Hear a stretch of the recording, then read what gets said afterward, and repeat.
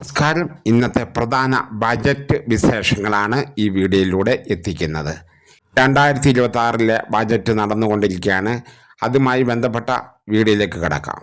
ബജറ്റിലെ ആദ്യത്തെ ഒരു അപ്ഡേറ്റ് വന്നിട്ടുണ്ട്. മിഷൻ സമുദ്ര എന്നാണ് അതിൻ്റെ പേര്. ഇടിഞ്ഞത്ത് ഗ്രീൻ ബങ്കർ സംവിധാനം ഒരുക്കുമെന്ന് മുഖ്യമന്ത്രി പറഞ്ഞിരിക്കുന്നു ബജറ്റിലൂടെ.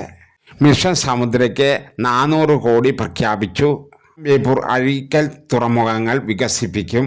അതുപോലെ തന്നെ കേരളത്തെ ഒരു ഫോർട്ട് സിറ്റി ആക്കുവാനും തീരുമാനമായിട്ടുണ്ട്.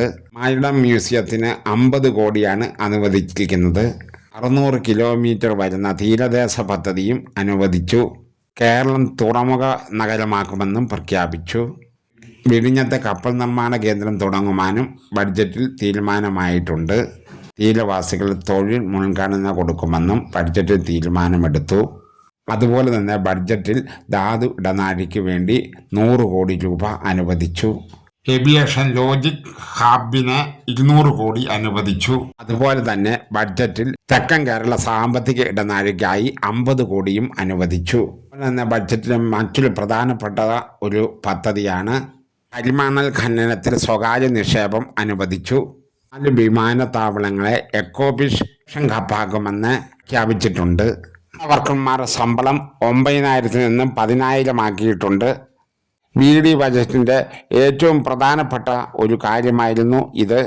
റബ്ബറിൻ്റെ താങ്ങുവില നേരത്തെ 200 രൂപയായിരുന്നു, അത് 250 രൂപയാക്കിയിട്ടുണ്ട്. JC ഡാനിയൽ ഫിലിം സിറ്റിക്ക് 100 കോടി അനുവദിച്ചു. കൊച്ചി രാജ്യാന്തര ചലച്ചിത്രമേളയ്ക്ക് സ്ഥിരവേദിയാക്കും. പാചകല ഇൻസ്റ്റിറ്റ്യൂട്ടിന് വേണ്ടി 2 കോടി രൂപ അനുവദിച്ചു. വളരെ സുപ്രധാനമായ ബഡ്ജറ്റിലെ ഒരു പ്രധാന കാര്യമാണ് എല്ലാ കുടുംബങ്ങൾക്കും 25 ലക്ഷം ഇൻഷുറൻസ് അനുവദിച്ചിട്ടുണ്ട്. ദുരന്ത നിവാരണത്തിന് വേണ്ടി ഒരു പുതിയ പദ്ധതി ബഡ്ജറ്റിൽ വന്നിട്ടുണ്ട്.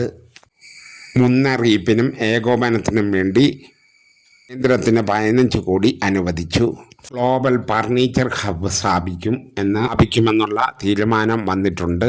കേരള അർബൻ കോർത്ത് മിഷനായി 100 കോടി അനുവദിച്ചു. അപ്പോൾ ഇന്നത്തെ വീഡിയോ ഇത്ര മാത്രമേ ഉള്ളൂ. ഇനിയും ഇതുപോലെയുള്ള ബഡ്ജറ്റ് വിശേഷങ്ങളുമായി ഇന്ന് തന്നെ എത്തും. Good bye.